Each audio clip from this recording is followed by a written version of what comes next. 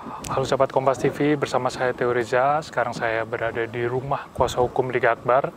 Saya akan bertanya langsung kepada Liga Akbar terkait poin-poin apa yang terjadi pada tahun 2016. Nah, untuk lebih lengkapnya, yuk ikuti.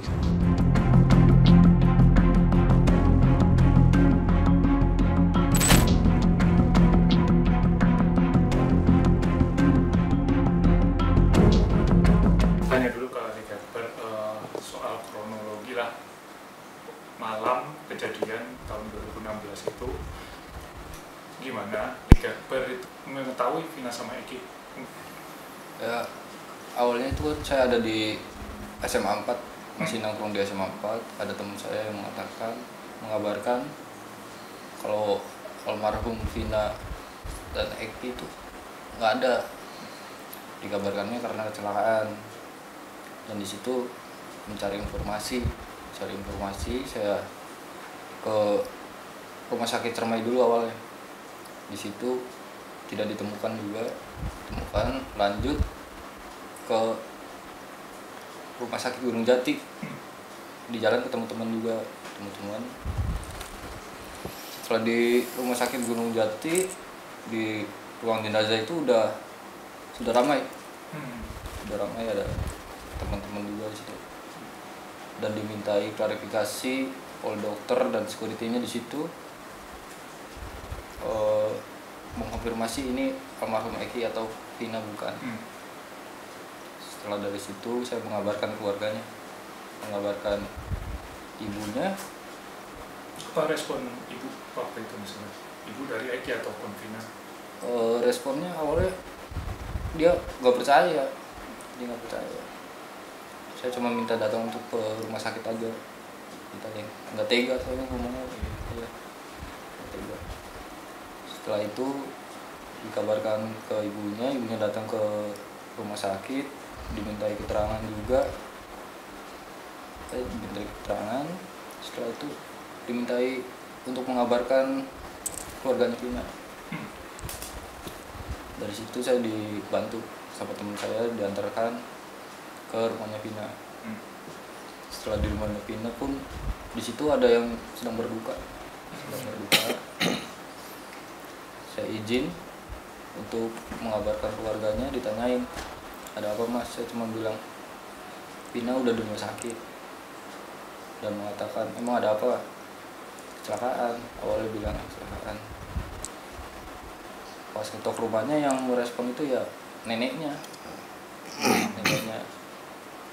Pertama kali tahu? Iya, pertama kali ketemu.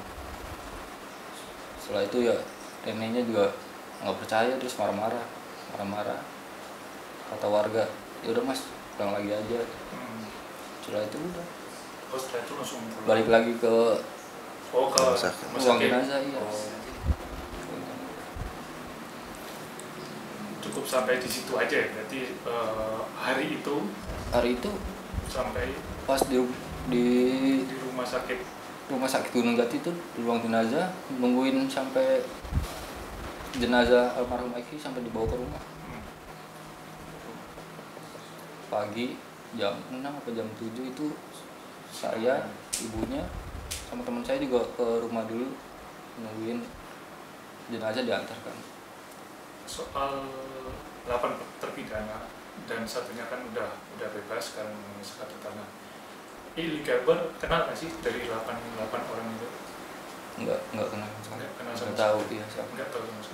Bahkan Peggy yang sekarang ditangkap Tidak tahu. Tapi sempat menyebut ya, tahu soal Ucil. Tahu karena foto dari iya, dikasih foto. Oh gitu. Soal harapannya kan ini kasus sudah 8 tahun lah berjalan. Gimana harapannya Liga Akbar? Harapannya terbuka secara terang-terangnya, cepat selesai juga. Dampaknya apa nih sama Liga Akbar? Dampaknya banyak lah. Dampaknya banyak pak. Mungkin kan 8 tahun ini apa ya, viral lagi lah setelah 8 tahun. Nah, itu perasaannya Liga Akbar gimana? Memang dari dulu ingin mengatakan yang sebenarnya pak. Emang dulu kan saya awam hukum juga, nggak tahu hukum. Kalau udah tahu dari dulu, didampingi kuasa hukum, kita bisa tahu BAP dari dulu, Mas. Pak Yudi mau nanya gimana sih pas LPSK sudah mengajukan dan apakah sudah ada proses perizinan Liga Akbar?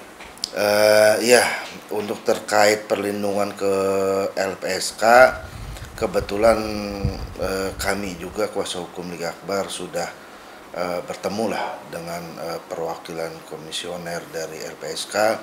Ya, alhamdulillahnya dari LPSK juga mau berkunjung ke Cirebon dan sudah mengarahkan beberapa poin untuk mengajukan permohonan, dan sekaligus juga dari LPSK itu sebenarnya sudah menawarkan, makanya kita juga ya gayung bersambut lah, kita juga harus melampirkan atau menyerahkan persyaratan, dan alhamdulillah minggu kemarin itu kita sudah kirimkan lah beberapa persyaratan dan permohonan yang diminta oleh LPSK.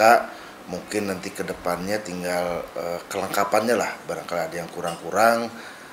Infonya sih ya mungkin minggu ini juga berkas naik lah ke LPSK-nya. Ya mudah-mudahan sih harapan besar kami selaku kuasa hukum LPSK bisa memberikan perlindungan, bisa menetapkan bahwa Liga Akbar ini layak untuk mendapatkan perlindungan dari LPSK, karena perannya sendiri kan sangatlah penting. Nah, kami juga mengkhawatirkan adanya suatu tindakan-tindakan yang di luar kewajaran terhadap klien kami. Makanya kami meminta ke lembaga LPSK ini sebagai lembaga negara untuk memberikan perlindungan khusus lah. Karena gimana pun juga yaitu Liga Akbar ini mempunyai peran yang sangat penting lah, yang layak untuk diberikan perlindungan oleh negara melalui LPSK. Terus tadi katanya udah ada proses dengan Komnas HAM. Nah, mungkin boleh ceritain Pak apa proses selanjutnya mungkin?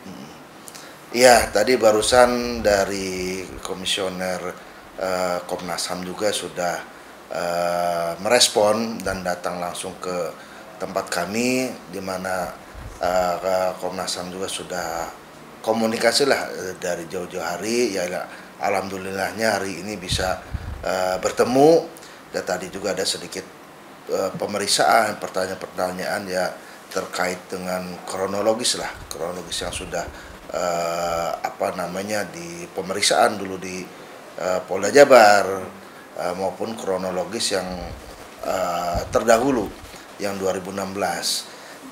Setelah menyelesai dengan dimintai keterangannya, dimintai kejelasannya dari Komnas HAM juga meminta untuk melihat di lokasi, dicek TKP-nya di mana. Di situ juga kita ada beberapa titik yang kami kunjungi dan dijelaskan oleh klien kami Liga Akbar.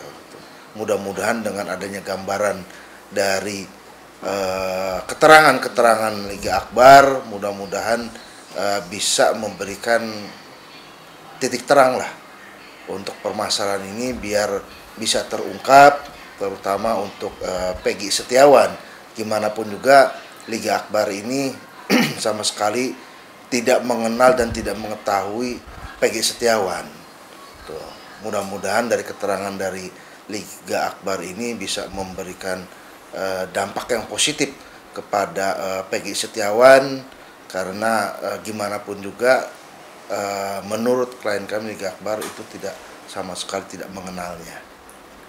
Nah, itu dia penjelasan dari Liga Akbar dan kuasa hukumnya Pak Yudi Alamsyah terkait apa yang terjadi pada malam kejadian dan langkah hukum ke depannya. Ya, bersama saya, Theo Reza Hidayat, pamit undur diri.